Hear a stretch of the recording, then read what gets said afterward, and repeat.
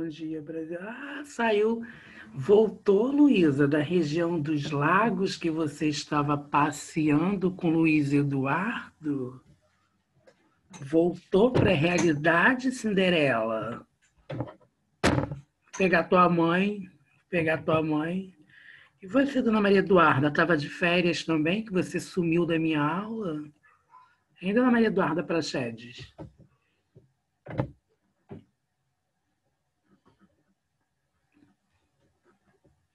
Ué, não vão falar, não? Não estão me ouvindo, não? Estão fazendo a sonsa? Estão fazendo a surda?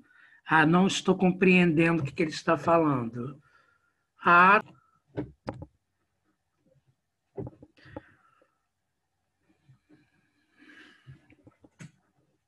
Luísa está fazendo a sonsa, está fingindo que não está ouvindo. Oi, professor. Não, é porque eu acabei de entrar. Tipo, eu tinha dado o login, só que eu não tinha entrado ainda na reunião, mas agora que eu entrei.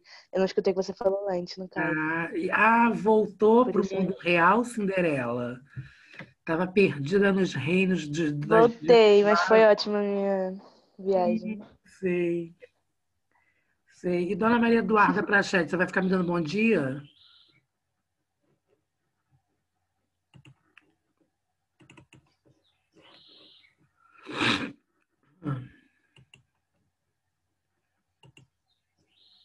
Aí você veio.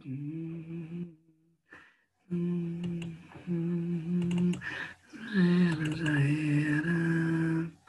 O amor. Eu não sei para que vocês estão pedindo para me seguir no Instagram, gente. Eu não sei para que isso. Já já vou bloquear vocês todos. Eu aceitei e vou bloquear todo mundo. Eu quero ficar sabendo da minha vida. Você aceitou porque você não me aceitou quando eu pedi. Mas vocês querem o quê? Ficar me vigiando minha vida pessoal Ah, particular? Deixa de ser fofoqueiros. Eu, hein? não, Quer mas se saber da você minha aceitou vida? ele, você devia ter me aceitado também. Ué, eu não te aceitei, não? O Não. que vocês querem saber da minha vida, gente? Vocês não sabem tudo da minha vida, meu Deus. Eu, hein? Que inferno, não posso fazer nada. Vocês querem saber, querem compartilhar. Aqui, meu professor. Aqui, quem está fazendo? Aqui. Você aceitou o meu irmão. Ele acabou de falar que você não me aceitou, Ronaldo. Você aceitou o meu irmão. Ué, manda de novo. Eu não sei para que vocês querem me acompanhar Vou no mandar Instagram. agora. Minha vida é um livro aberto. Eu não sei para que vocês. O que ele faz? Ih, tá vendo meu professor? Todo mundo sabe que eu sou pai de santo. Então, não sei para que essa curiosidade toda. O Brasil sabe que eu sou pai de santo. É igual meu status de WhatsApp. Que inferno aquilo, gente. Eu, só aluno visualiza meu status. Eu vou bloquear todo mundo. Eu já nem sei o que eu ia fazer aqui. Ah, tá. Olha só, gente, ficou um exercício de crase da página 17. Eu acho que eu não cheguei a fazer com vocês esse exercício. Página 17, está do livro 3. Assinale a alternativa que o uso do acento indicativo da crase é obrigatório. Nunca fui a festas.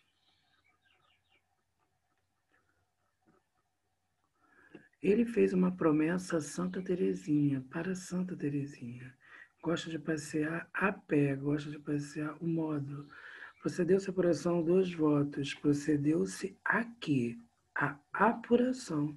Amanhã você deve começar. Nossa, a é nunca, Deus me livre. Se alguém marcar a é, está pedindo para falar. É o atestado de burrice. É a D de dado, gente.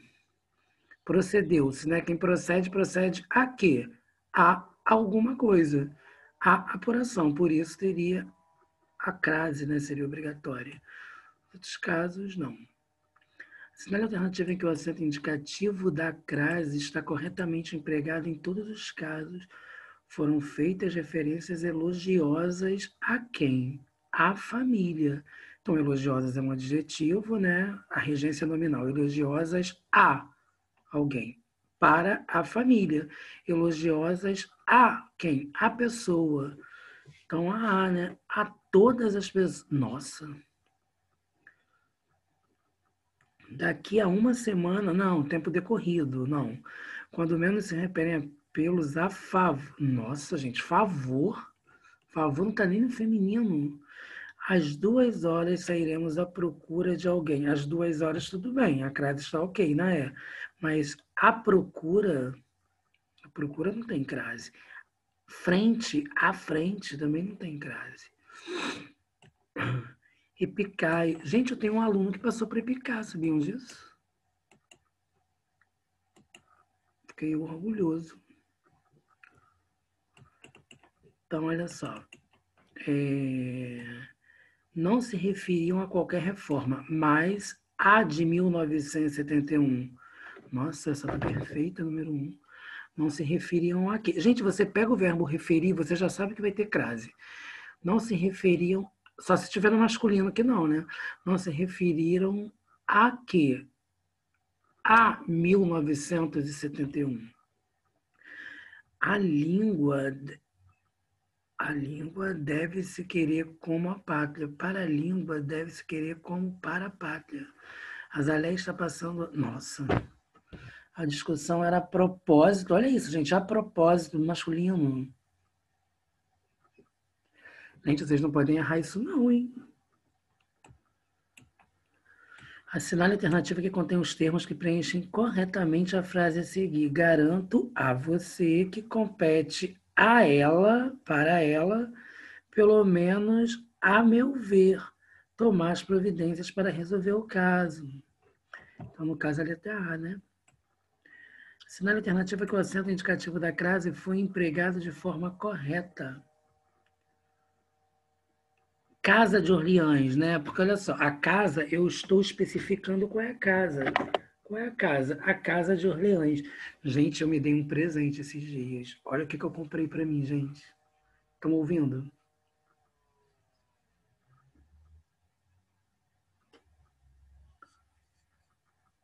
ICEMIAC, gente. O que é isso? Ah, um perfume. Desculpa, não tinha. Não, desculpa.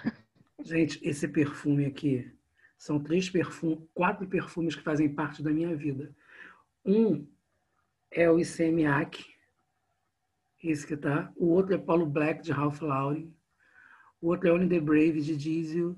E o outro é Aqua, de Bulgari. São 4 perfumes da minha vida. Gente, como que eu amo perfume, gente. Eu amo perfume. Amo. Vocês nunca me viram fedendo, não, né? É tão bom quando os alunos falam assim, ai, professor Ronaldo é tão cheiroso. Só vocês que não puxam meu saco. Preencha as lacunas da frase. Preencha as lacunas da frase a seguir, assinale a alternativa correta. Comunicamos a vossa senhoria, sem crase, que encaminhamos a petição, sem crase, anexa à divisão de fiscalização, que está apta a prestar sem crase as informações solicitadas. Letra C. Gente, vocês têm umas coisas esquisitas, vocês repararam? Eu não sei se é porque a Suzana me colocou nesse horário desgraçado de 9 horas com vocês. Não é porque meus horários com vocês eram diferentes. Vocês não participam mais das minhas aulas, vocês já participaram mais. Vocês já repararam isso? Vocês não participam mais das minhas aulas.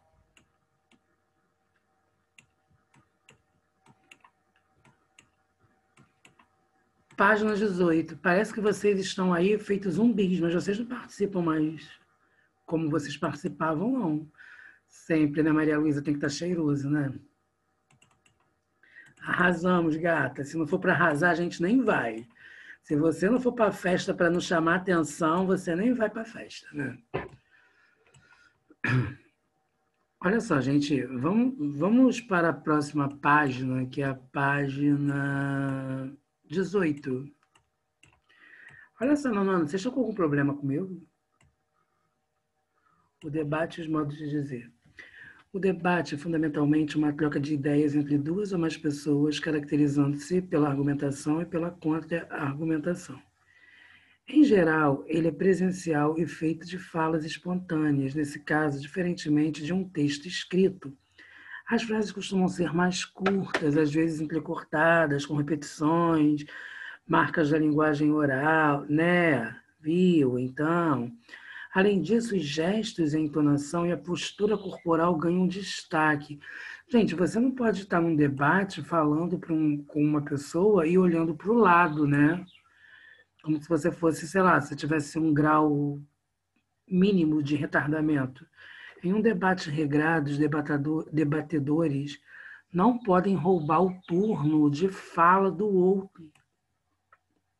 Ou seja, o debatedor não pode interromper a fala do outro e tomar a palavra para si. Em geral, há um tempo para a fala de cada um, e isso precisa ser respeitado.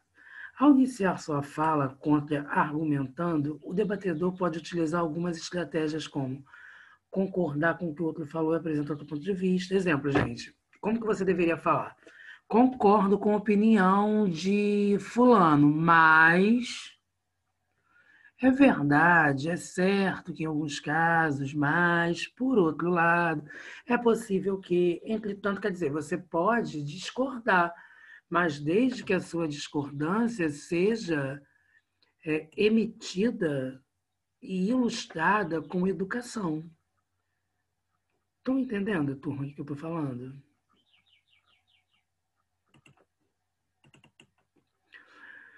Discordar, embora entenda seu ponto de vista, não concordo com, não penso que introduzir fontes ou argumentos de autoridade de outras vozes. Segundo a pesquisa, gente, é interessante você ir para um debate e você ter estudado. Você não vai para um debate e ficar falando coisas sem ter certeza.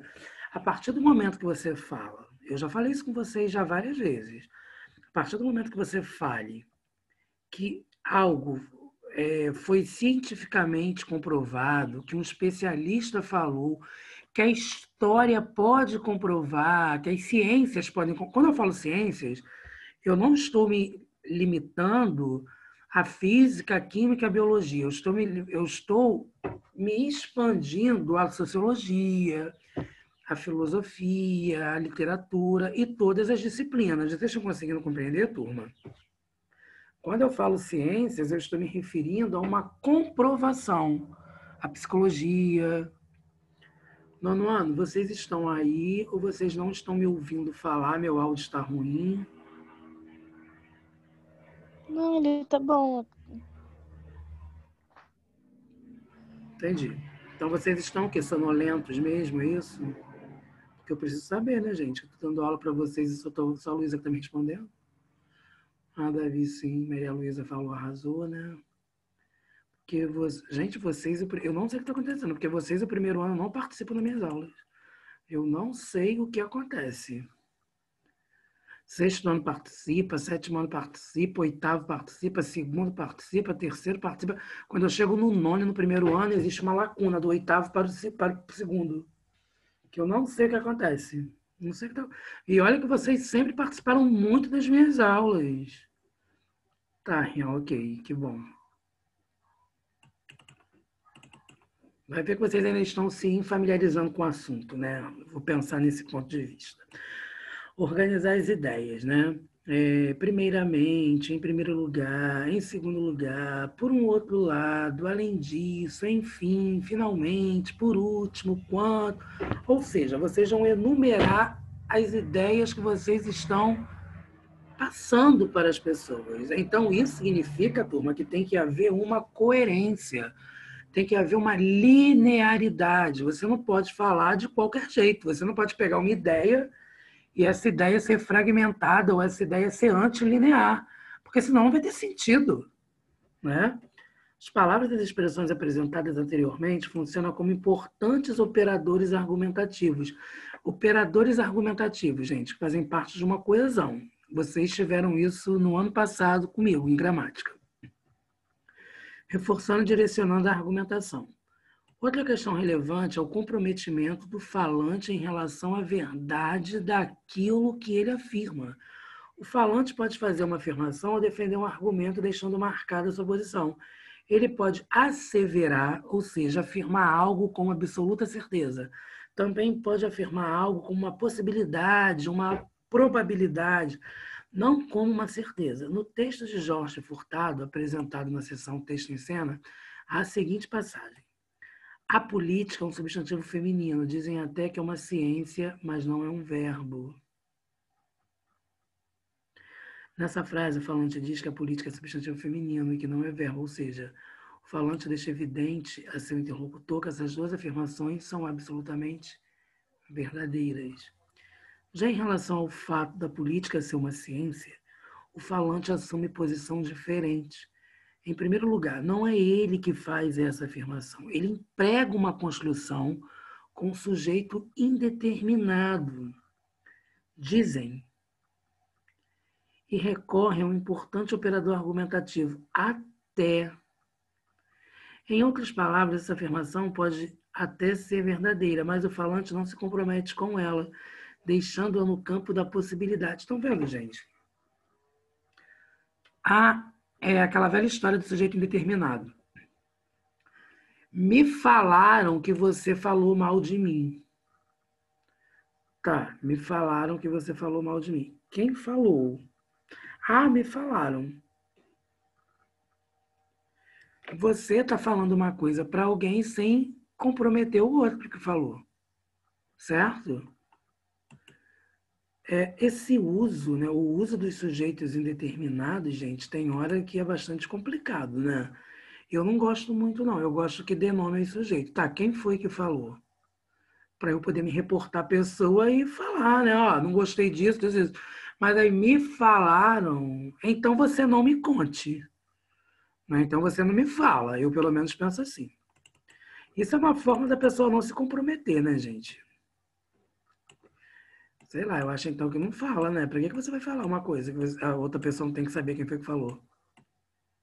Eu acho que isso é coisa de caráter, né?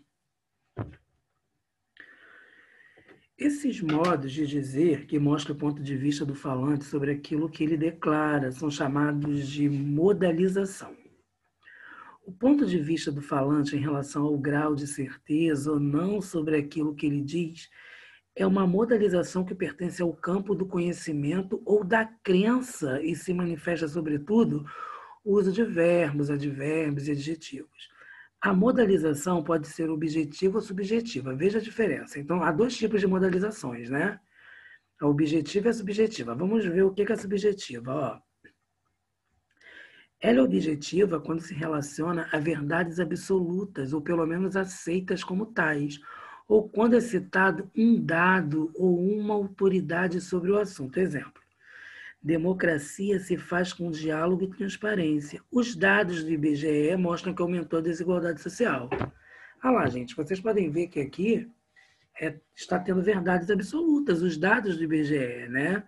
Ou quando é citado um dado, uma autoridade, democracia se faz com diálogo e transparência. Os dados do IBGE, ou seja, houve uma pesquisa para você poder falar. Você não está dizendo que foi... Gente, vocês já viram aquele programa Tô de Graça? Do Rodrigo... Rodrigo alguma coisa, não sei, Fagundes, acho que é Rodrigo, não sei. Já viram esse programa chamado Tô de Graça? Que tem a Brit. Já viram isso? Tem um programa na MTV que fala Tô de Graça. Vocês estão ouvindo o nome que eu estou falando? E nesse... Gente, é muito chato estar falando e parece que vocês não estão prestando atenção no que eu estou falando. E esse... Não, nunca vi esse programa. Então, esse programa é um daquela Valéria Vasquez, do Zorra Total, que era uma travesti.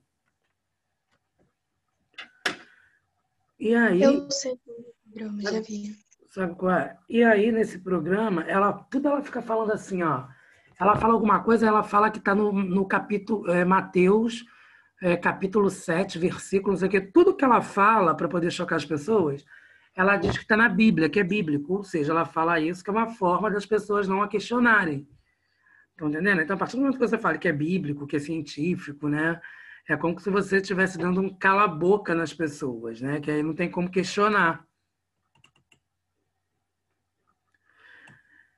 Agora, ela é subjetiva quando apresenta marcas da primeira pessoa do discurso. Exemplo, acreditamos que a democracia seja a melhor forma de governo.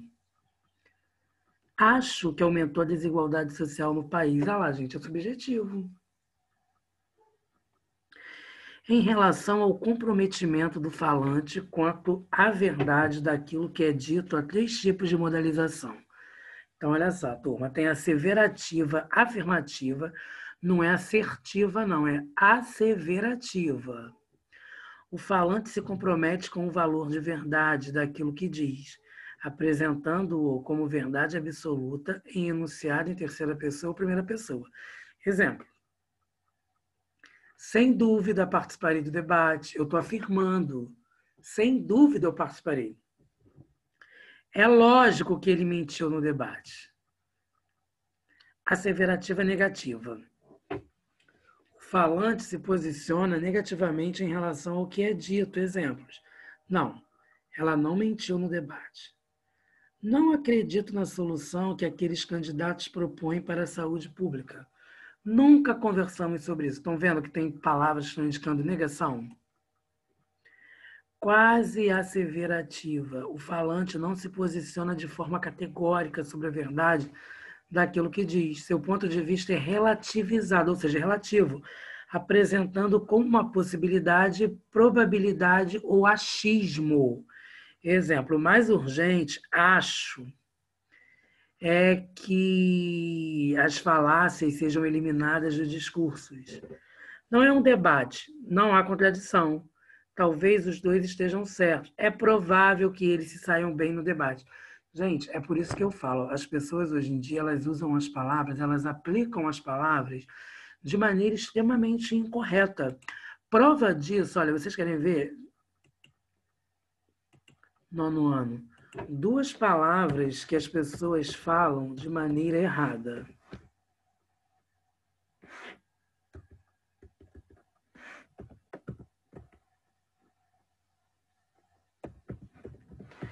Uma é a palavra provavelmente. Provavelmente, turma, indica dúvida. Você vai à festa, aí você fala assim, provavelmente. Se você fala provavelmente, é a mesma coisa que talvez, quiçá, quem sabe, de repente, é dúvida. Aí a pessoa fala assim, provavelmente sim. Gente, não precisa do sim, a partir do momento que você fale provavelmente. Eu não sei se foi com vocês, se foi com a turma do 9º ano que está no 1º ano, que eu estava chamando a atenção que o aluno falou, não, foi o 2º ano do Jabu. Que eles estavam falando assim para mim, provavelmente sim. Eu falei assim, provavelmente sim. Não, professor, é que a gente tem mais certeza de ir a não ir. Gente, se é provavelmente, é uma dúvida, você está sendo redundante. A partir do momento que você fala provavelmente sim, provavelmente não, é igual comer comida. Cara, é claro que você comeu comida, você não vai comer pedra. Você não chorou, chorei lágrima. Tá, tudo bem, você não chora açúcar. Subir para cima, todo mundo sabe que ninguém sobe para baixo. Só se de repente tem uma escada rolante descendo, e você quer fazer graça, quer subir contra, né, o óbvio, contra o fato. E a outra palavra, 9º ano, é a palavra literalmente. As pessoas usam a palavra literalmente, essa eu já falei com vocês, como se fosse exatamente. Gente, eu não aguento mais ouvir isso. Eu estou fazendo uma campanha neste momento sobre o uso da palavra literalmente. As pessoas falam literalmente como se fosse exatamente. Gente, eu não aguento mais explicar isso. Eu não sei se as pessoas acham bonita o som da palavra literalmente e elas ficam falando o tempo todo assim. Caramba, ela está literalmente chateada. Gente, como é que alguém está literalmente chateada? Você está com muita chateação e ao mesmo tempo você está tão redondo que você chega a estar chato, achatado, arredondado. Meu Deus, as pessoas elas não se conhecem o significado das palavras e elas falam. Esses dias alguém me explicou, usando a palavra literalmente. Aí a minha fisionomia já muda, porque eu não estou conseguindo mais disfarçar o uso inadequado da palavra literalmente. Gente, a pessoa não está com o celular o tempo todo na mão? Cara, pesquisa no Google, que aí não fica feio. A pessoa não sabe usar a palavra literalmente. Isso é um inferno na vida de um professor de português, sabe? Eu, hein? Então, olha só. Ela está literalmente alegre. Cara, como é que alguém está literalmente alegre? Gente maluca. Ó. O mais urgente é provável que eles saiam bem no debate. Maior comprometimento do falante. Veja agora estas construções. É provável que ela se saia bem no debate. É certo que ela não irá ao debate. O ponto de vista do falante está expresso no predicativo do sujeito, provável, na modalização quase asseverativa, certo? Na modalização asseverativa, afirmativa, e a proposição está expressa na oração subordinada substantiva. Não tinha necessidade de explicar isso. É provável, isto é provável.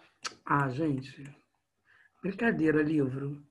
A gente está falando de linguística, você me vem com gramática, você vem da explicação gramatical. Para.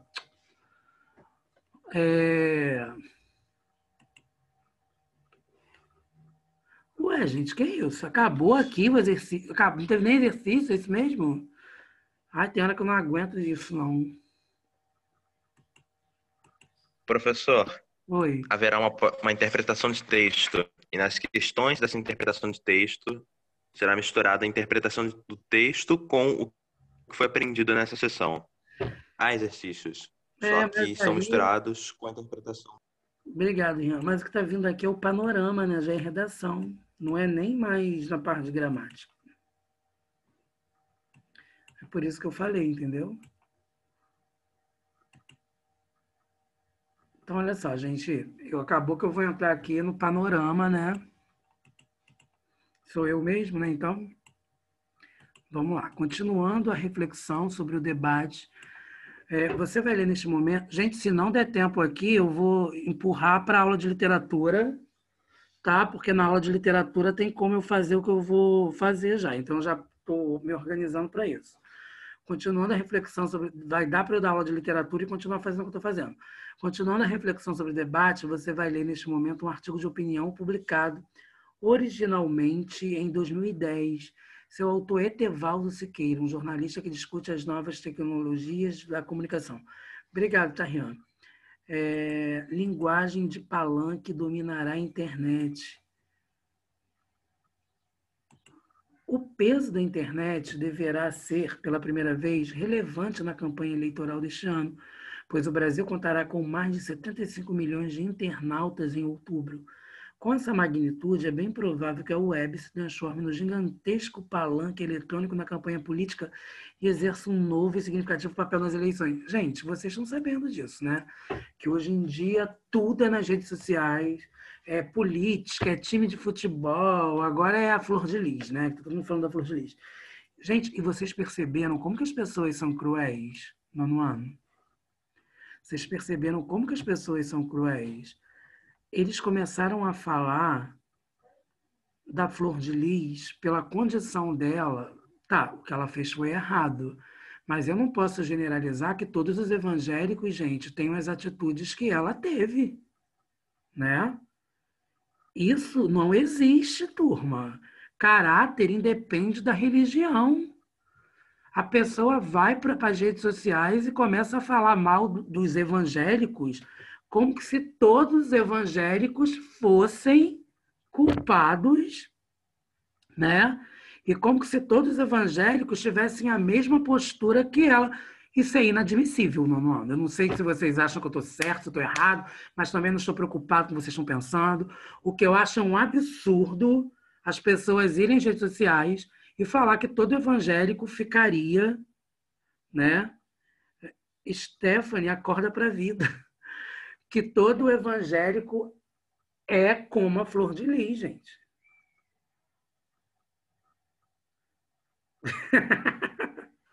Tá fazendo piada, Giovana? Então tá. Não, totalmente. Ela escreveu totalmente. Eu li literalmente, Giovana. Totalmente. Isso aí. Gente, mas isso é feio, né? Falar que todo evangélico é como a Flor de Lis. Isso não existe, turma. Vocês me desculpem, mas isso não existe. Caráter independe de religião, né? Pelo amor de Deus. Hein? Ó, não duvido que a internet supere até o interesse da televisão, atraindo mais eleitores, porque permitirá debates mais amplos de ideias e maior esclarecimento de dúvidas.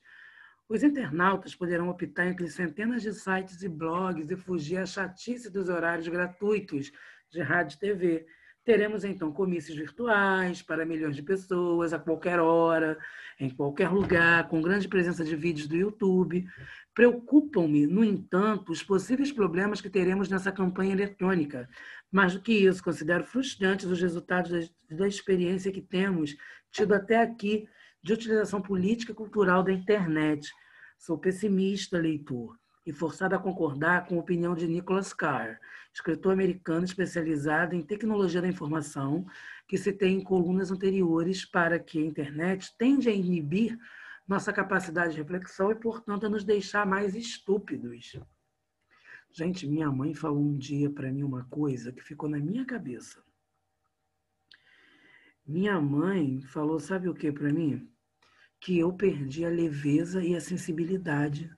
Vocês acreditam que minha mãe falou isso, gente, para mim? E eu achei isso tão esquisito, porque eu me acho extremamente sensível. Só que a minha mãe falou de uma forma que era como se eu estivesse vendo as coisas de um jeito que eu não via como antes, sabe? Não, Stephanie, eu falei isso porque só se fala disso, as mídias só falam da Flor de Lis. Por isso que me causou estranheza, você não está sabendo. Massa de asneiras. É irritante a montanha de asneiras que encontramos na maioria dos comentários postados em blogs e sites. Poucos são os participantes de debates na internet que realmente agregam conhecimento, que trazem argumentos sérios e opiniões abalizadas em seus comentários. É claro que há exceções magníficas e honrosas, mas são exceções. Além da massa de textos eivados, de erros e deformações da língua portuguesa que predomina na web, o que vemos com frequência são desabafos grosseiros e agressivos, quase sempre gratuitos, sem educação para a democracia e escudados no anonimato. Quer dizer, eles se protegem no anonimato, né, gente? Depois bloqueia, te bloqueia, fala e você não tem como se defender. Jovens e adultos revelam uma ousadia que ultrapassa os limites do bom senso. Simplesmente por discordar do interlocutor, passam a ameaçá-lo, xingá-lo e a descarregar sua boçalidade. Nossa! Linguagem de palanque. Gente, hoje eu li uma notícia no Facebook, que as pessoas estavam falando assim, larguem os filhos do Bolsonaro, vamos agora falar dos filhos do Lula. Gente, eu acho isso demais, essas coisas. Quer dizer, eu estou falando dos filhos do Bolsonaro. Aí, por eu gostar do Bolsonaro, eu vou começar a falar mal dos filhos do Lula. Caramba, eu não tenho que falar mal dos filhos de ninguém. Entendeu? Eu não tenho que falar mal dos filhos das pessoas. É isso que as pessoas não entendem. Não é se é filho do Bolsonaro, filho do Lula, filho da Xuxa, filho sei lá de quem. Não tem que falar. Entendeu? Não tem que falar. Você tem que falar algo quando você tiver fundamentação teórica, pesquisa, comprovação. E isso também só mostra o quanto você é imbecil, desinformado. Não tenho dúvida, o que predomina na internet até aqui é a linguagem de palanque, populista e demagógica, impregnada de chavões, acusações grosseiras, calúnias, preconceitos e afirmações totalmente absurdas. Gente, isso é verdade, né? Isso é verdade, porque é só isso. Só isso. À medida que se aproximam as eleições, o leitor pode comprovar o volume crescente dessa linguagem panfletária de palanque.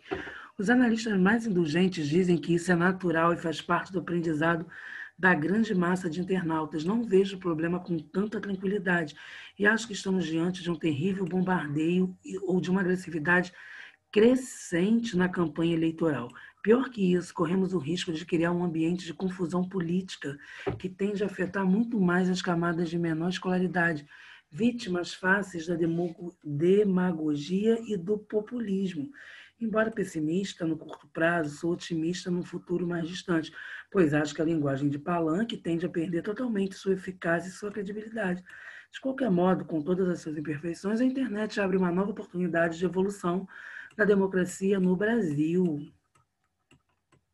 Releia atentamente o lead, parágrafo logo abaixo do título, e compare a linguagem nele apresentada com o texto do artigo. Qual é a principal diferença entre essas linguagens?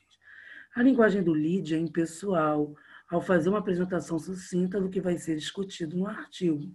O artigo, por outro lado, é marcado pela pessoalidade, com verbos em primeira pessoa e pelo opinativo sentencioso.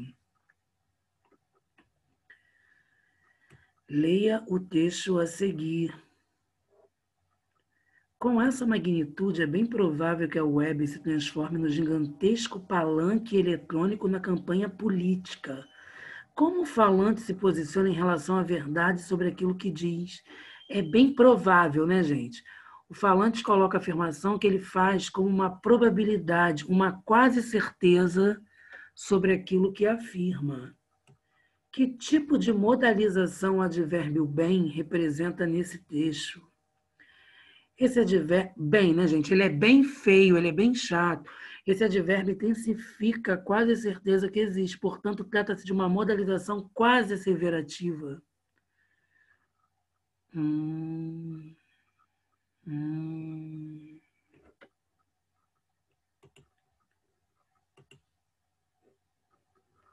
Professor, qual é a página? Bom dia.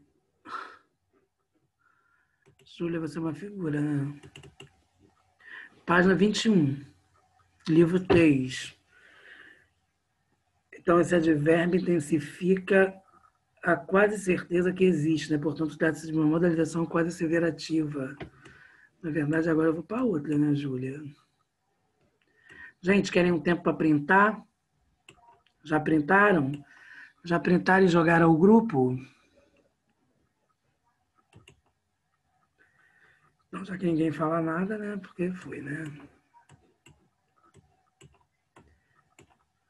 Que expressões o autor do texto emprega para evidenciar o grau de certeza que ele tem sobre aquilo que afirma? Ó, gente, não duvido, é claro que, não tenho dúvida. Considere a afirmação a seguir e responda. Que sentido o advérbio realmente produz? Poucos são os participantes de debates na internet que realmente agregam conhecimento, que trazem argumentos sérios e opiniões abalizadas em seus comentários. Realmente. O advérbio realmente tem um sentido de efetivamente, mesmo, de verdade, modificando as sequências, agregam conhecimento e trazem argumentos sérios e opiniões abalizadas. Com isso, o autor reforça o sentido dessas sequências. Professor, Oi, eu fiz a questão 4 e minha resposta está um pouco diferente. Eu posso falar a minha resposta? claro. O advérbio realmente tem um significado equivalente às expressões como na realidade e na prática. Logo, é usado nessa afirmação pelo autor para indicar total certeza do que diz, sendo fundamentada na sua experiência passada na internet. Sim, muito bem. Muito bem.